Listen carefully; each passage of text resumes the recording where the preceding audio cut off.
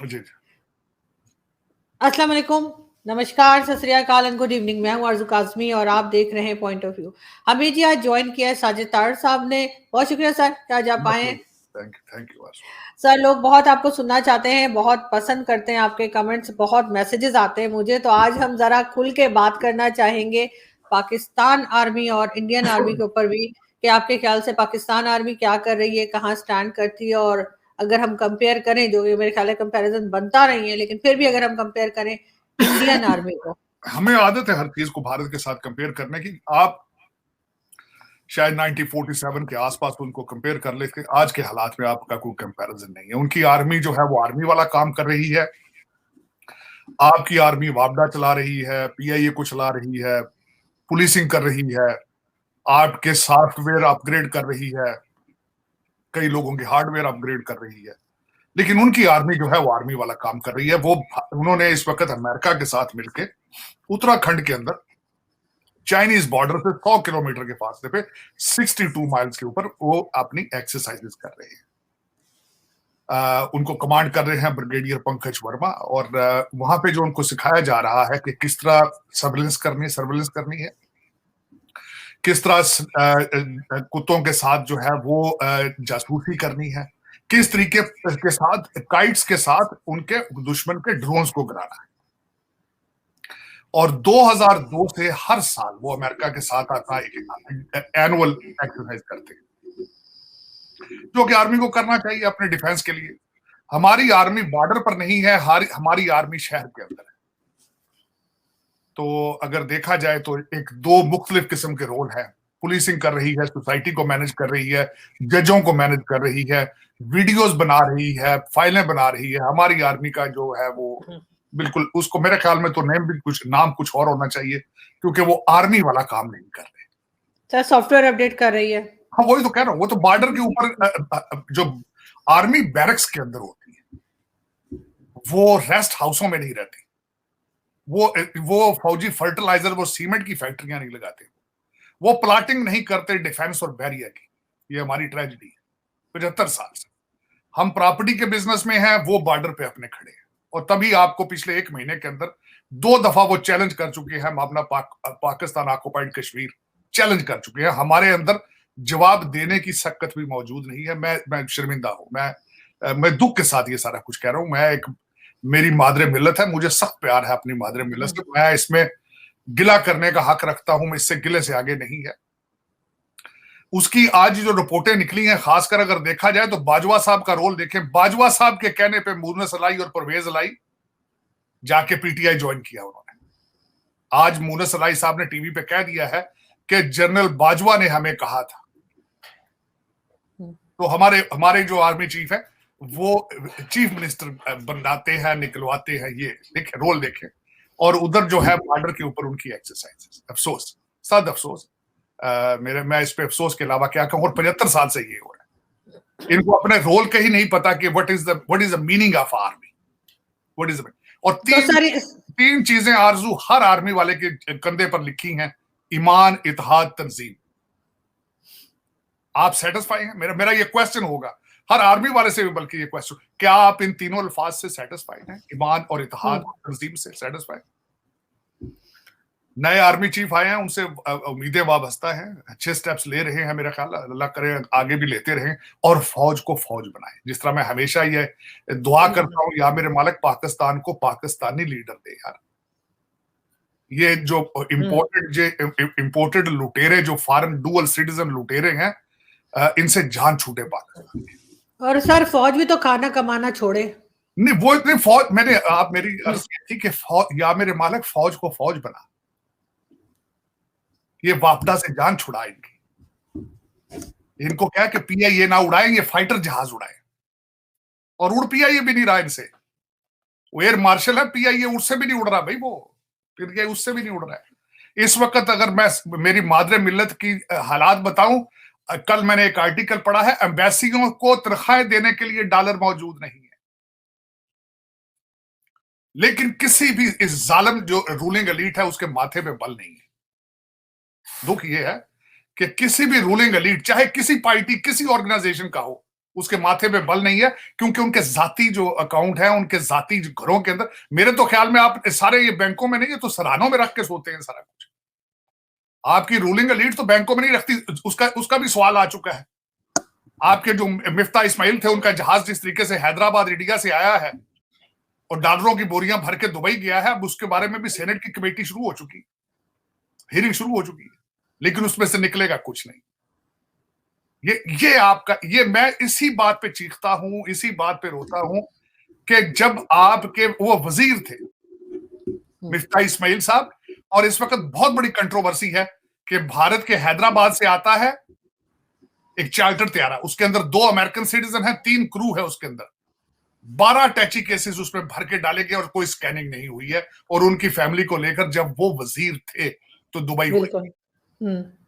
देखे ये land of the प्योर्स है, ये इसका नाम इस्लामी जमहूरिया पाकिस्तान। और फिर ये लोग दावे करते हैं कि ये सॉरी, और फिर ये लोग दावे करते हैं कि पाकिस्तान को कहां से कहां ले जाएंगे। लेकिन सर साथ साथ सर हमने ये भी देखा कि रशियन ऑयल के लिए बड़ा इमरान खान नारे लगा रहे थे, उन्होंने तो मना कर दिया कि हम नहीं दे रहे। उससे पहले एक और बात बताना चाहूंगा, इमेच्योरिटी के हालात देखें और इनकी जो सफारतकारियां है उसके हालात में बताना चाहूंगा आपको। हमारी डेप्टी जो फॉरेन मिनिस्टर हैं हिना रबानी खर साहिबा, वो काबुल चली गई, उन्होंने यहीं से फोन करके पूछ लेती, भाई मौलाना याकूब अगर आपसे नहीं मिलना चाहता तो आप क्यों जहाज लेकर वहां पे गई हैं? आप वहां पे कारपेट खरीदने गई थी काबुल में, या नस्वार खाने गई थी? आप यहीं से फोन करके पूछ लेती।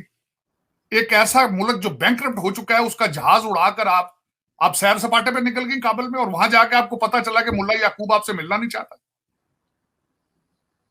और जब आपकी ये पोर्टफोलियो ही नहीं, अब जब आपकी बात नहीं सुनते, जिस दिन अभी आप वहीं थी तो उसी दिन क्वेटा के अंदर उन्होंने ब्लास्ट कर दिया आपका एक फौजी, उन्होंने आप सिपाही मार दिया।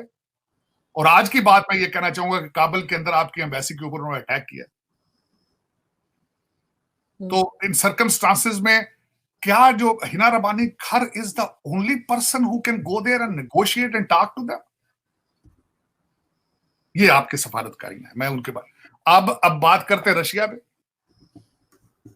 रशिया में मलक तसद्दक साहब गए, अपना लेकर स्टाफ वहां पे गए, और यहीं से फोन पूछ लेते हैं यार फोन पे कि आपके पास गुंजाइश है तो हम आए मास्को, हम आए 50 लोगों का डेलीगेशन साथ लेकर आए, तो क्या अपने रशियन एम्बेसडर से पूछ लेते भाई, वहां जाके मास्को में पता करने की क्या जरूरत थी कि हमारे पास तुम्हें देने के लिए तेल मौजूद नहीं है, आप हमें डेफर्ड पेमेंट पे पैसे तेल दोगे या नहीं दोगे, खैरात डालोगे या नहीं डालोगे?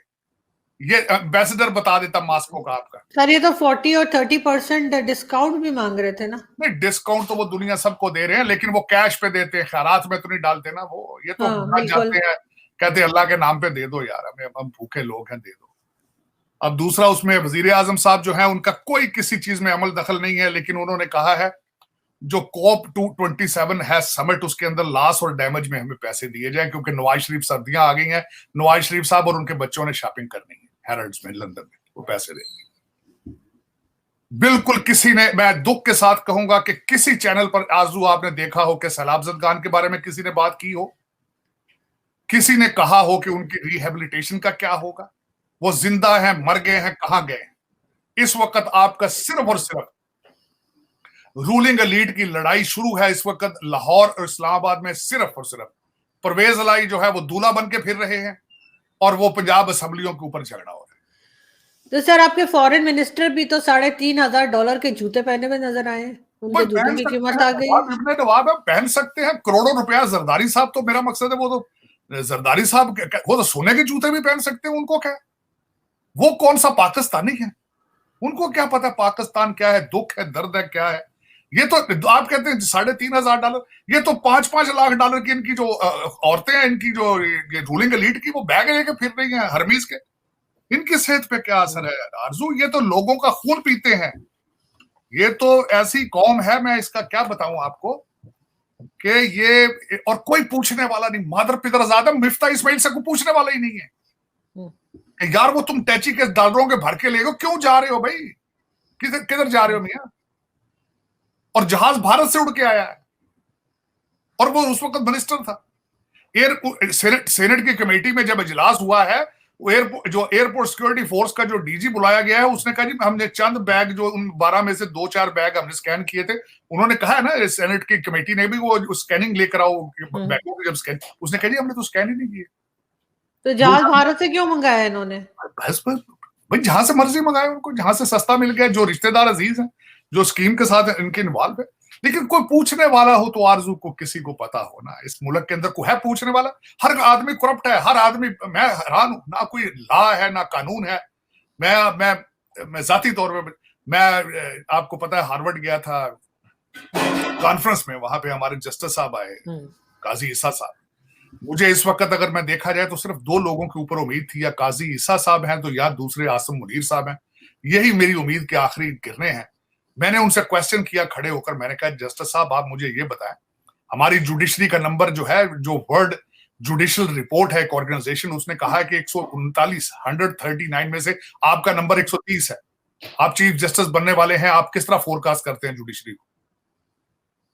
उन्होंने कहा जी मुझे कुछ पता नहीं, उन्होंने कहा मैं आई कैनॉट प्रेडिक्ट, ये उनका जवाब। तो उसमें आरजू देखें, इस वक्त कुछ लोग कुछ तो कहते, डार साहब कहते हैं जी, देखें जरा उनका प्रोग्राम, मैं हैरान हूं, कहते हैं जी सूद, उनका इस वक्त टोटल फोकस कहते हैं सूदी निजाम खत्म करना है। और यार खुदा का नाम लो यार, तुम इमरान खान के पीछे उसका रिलीजन कार्ड चोरी करने के चक्कर में हो, ये पॉसिबल नहीं है। ये क्या दिखा रहे हो लोगों को यार? लोगों को खाने के पड़े लाले पड़े हैं, आप कहते सूदी निजाम। सऊदी अरेबिया से सूद लेते हैं तो वो भी, आप सऊदी अरेबिया से कर्जे लेते हो वो भी साथ सूद लेता है।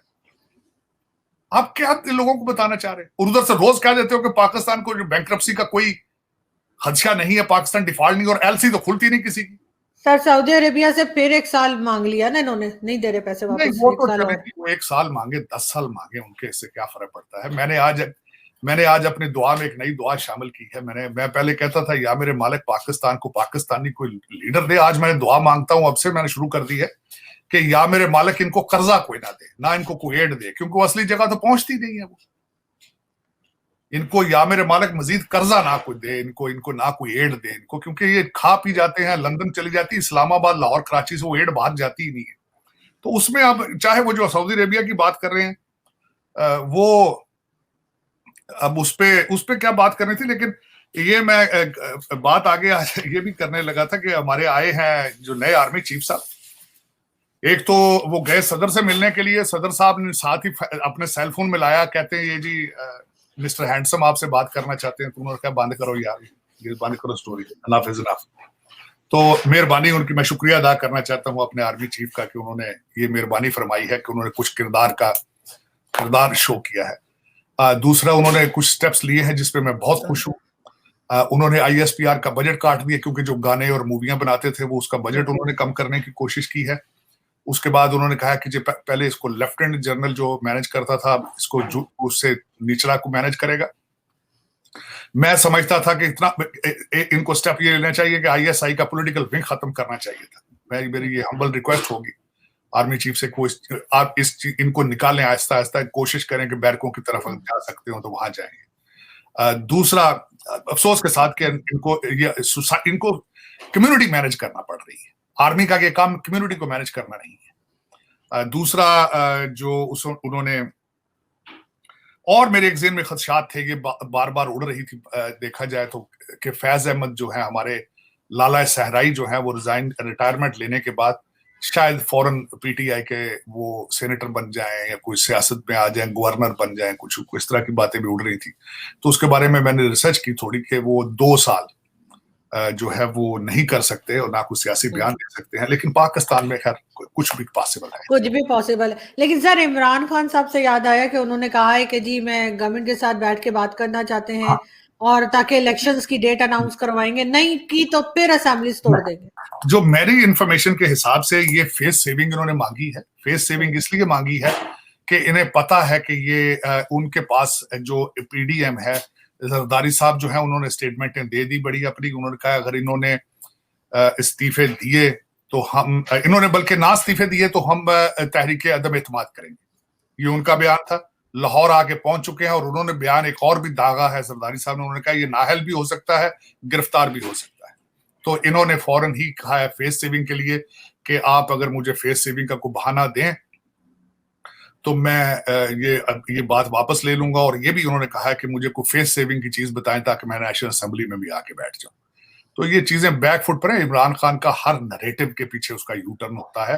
ये मैकियावेली है, मैकियावेली। ये पाकिस्तान, अल्लाह ताला बचाए इस पाकिस्तान को किसी ऐसे आदमी, किसी भी सियासतदान से बचाए जो शर चाहता है, जो पाकिस्तान का नुकसान चाहता है। लेकिन ये कि अभी तक पाकिस्तान के बारे में कोई मुखलस ना लीडर आया है, ना कोई ऑर्गेनाइजेशन आई है। मुझे सख्त तशवीश है इस वक्त, क्योंकि इकानमी आपकी दिन ब दिन कमजोर होती जा रही है। कई इकोनॉमिस्ट ये कहते हैं कि आप यू ऑलरेडी हैव डिफॉल्टेड, लेकिन ये कि डार साहब जो है मेरी समझ से बाहर है। 7 बिलियन, 7.5 बिलियन आपके रिजर्व रह चुके हैं। उसमें से आपने एक किस्त जो है अभी देनी है जनवरी में, लेकिन पता नहीं अब किस तरह चलेगा। लेकिन कोई मैच्योरिटी नहीं है किसी चीज में, किसी चीज में। करप्शन इतने पीक में जा चुकी है। और दुख के साथ है कि आपने लीडरशिप हमेशा किरदार और शाफत को प्रमोट करते हैं। जो लीडर, अच्छे लीडर होते हैं, वो सोसाइटीज को मुश्किलात में से निकालने की सलाहियत रखते हैं, लेकिन लीडर ही कोई नहीं, क्या करें उसका। सर, पीटीआई के सेनेटर आजम स्वाति को दोबारा से अरेस्ट किया गया है और रिमांड पे भी दे दिया उनको। बिल्कुल, उनको दर हकीकत उनके बारे में अगर देखा जाए तो कौम को पता नहीं है। उनके खिलाफ पहले ही बहुत ज्यादा केसेस मौजूद हैं। इनके अलावा उनके जमीनों के और कई और चीजें उनके सामने है। उनका असल नाम तो मोहम्मद बशीर है, ये तो उनका स्टेज का नाम है आजम स्वाति। तो वो चले गए हैं बलूचिस्तान, वहां पे वो सुना मच जेल में उन्होंने रख लिया है। और देखें इस दफा उनकी सॉफ्टवेयर अपग्रेड होती है या उनका हार्डवेयर अपग्रेड होता है। लेकिन ये कि इस तरह के कई और भी हैं, वो अकेले थोड़ी हैं। मेरी नजर से वो गुजरी थी, लफ्ज मैं इस्तेमाल नहीं कर सकता जो इस्तेमाल उन्होंने फैसल नसीर के लिए किया, बहुत ज्यादा।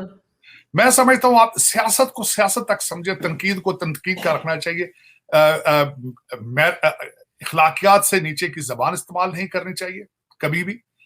और लेकिन एक सबसे ज्यादा नुकसान हमारे इमरान खान साहब ने हमारी सोसाइटी को ये दिया है, इखलाकियात के जनाजे निकाल।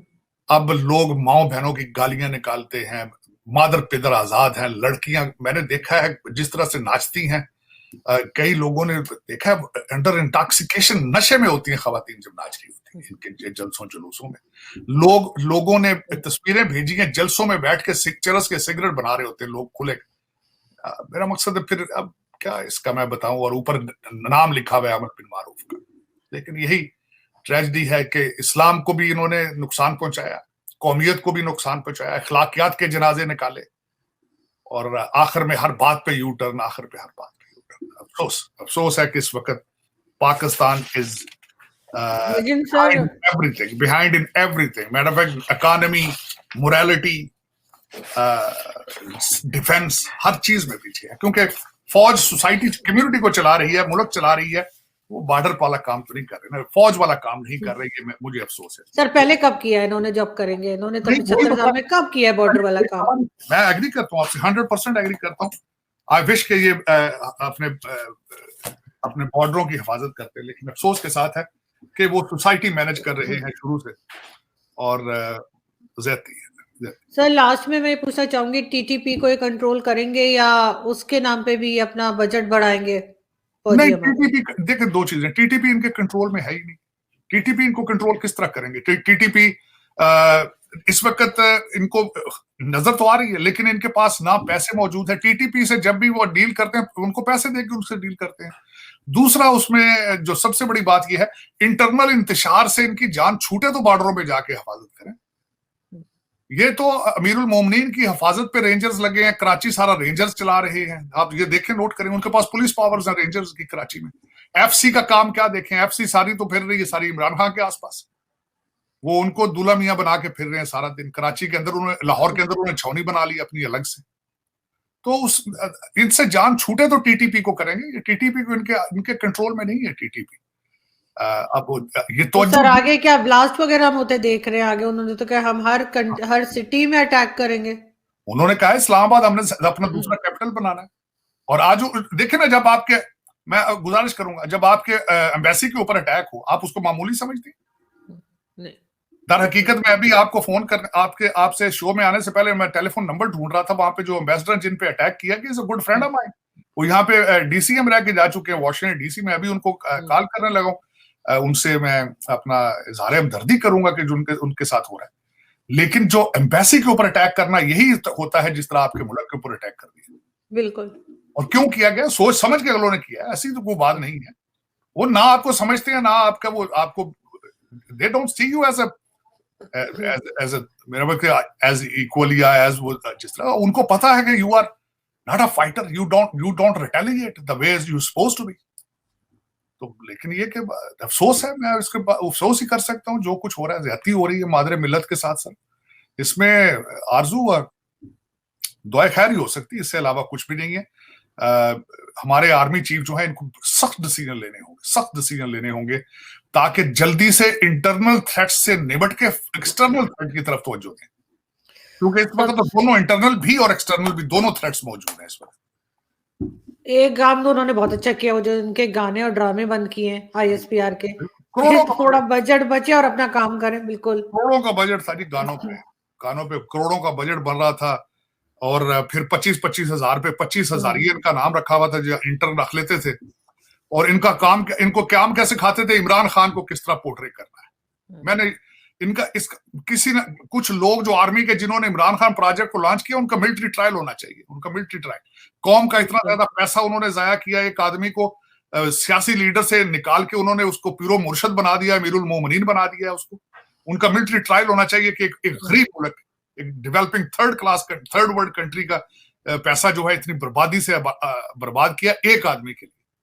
मूनस अलाई ने आज बता दिया ना, सारा तो उन्होंने रख दिया कि बाजवा साहब, यहां तक है कि मूनस अलाई की गिरफ्तारी को बाजवा साहब बचाते रहे। ये आज टीवी से हर तो सर इसमें तो सर बाजवा साहब, फैज हमीद और ये जो है आसिफ गफूर, ये सबके नाम आने चाहिए फिर तो। देखिए, इनको आर्मी को डिसीजन लेना चाहिए ना कि इनके आर्मी जो यूनिफॉर्म पहनते हैं वो इस तरह के काम क्यों करते हैं, वो गिरफ्तारियां क्यों रोक रहे हैं, वो जजों को मैनेज क्यों करते हैं, वो सियासी फैसलों में क्यों अपना आगे रोल कर रहे हैं। बिल्कुल, वो बॉर्डर पे क्यों नहीं तवज्जो देते, वो जवाब दें जो उनके आर्मी जनरल ने कहा है कि हम पाकिस्तान ऑक्युपाइड कश्मीर जो है वो अगर एक इशारा आए तो हम ले लें। जवाब देना उनका। और जिन्होंने गलत किया है यहाँ पे, जिन फौजियों ने, उनको भी पनिश करके एक एग्जाम्पल तो सेट करें ये लोग। मैं कहता हूँ आरसू, सजा का कॉन्सेप्ट ही ये है सोसाइटी के अंदर कि सजा इतनी कड़ी होनी चाहिए। मैंने लॉ में पढ़ा था जूरिस्प्रूडेंस में कि सजा इतनी कड़ी होनी चाहिए कि दूसरा आदमी वो एक्शन या वो अमल करने से पहले 2 दफा सोचे। लेकिन यही वजह सर सारी सजाएं तो सिविलियंस को मिलती हैं, इन फौजियों को तो कुछ नहीं होता। बिल्कुल नहीं कुछ, और माजी में नहीं हुआ है, माजी में भी नहीं। लूट पीट कहते हैं हमारे आर्मी चीफ है, नहीं हमारी यूनिफॉर्म है, करप्शन से। और ये भी एक बहुत बड़ा टास्क है नए आर्मी चीफ का, अपनी अपनी फौज के अंदर से करप्शन को खत्म करना, ये भी बहुत बड़ा टास्क है। बिल्कुल, लेकिन पता नहीं खत्म करते हैं या खुद उसी का हिस्सा बन जाते। मैं जो जनरल नवाज जजुआ, उनके भाई की किताब पढ़ रहा था, शुजा नवाज की, तो उसमें उन्होंने कहा था कि जनरल आसिफ नवाज को किसी ने कहा था जब वो आए थे कि आपने आर्मी के अंदर की करप्शन खत्म करें, तो उन्होंने कहा था ये मुझसे काम, ये बहुत, it's a very serious thing, मैं अपने खिलाफ इतनी चीजें जो है वो इतने फ्रंट्स के ऊपर जंग नहीं शुरू करना चाहते। ये बहुत, इनको पता है कि अंदर करप्शन। बिल्कुल ऐसा ही है सर, बिल्कुल। और खत्म करना कोई आसान काम नहीं, क्योंकि जिस लेवल पे ये जा चुके हैं वहां से खत्म करना बहुत बड़ा काम होगा अगर कोई कर जाता है तो। बहुत शुक्रिया सर कि आपने आज ज्वाइन किया। Thank you so much. Thank you sir.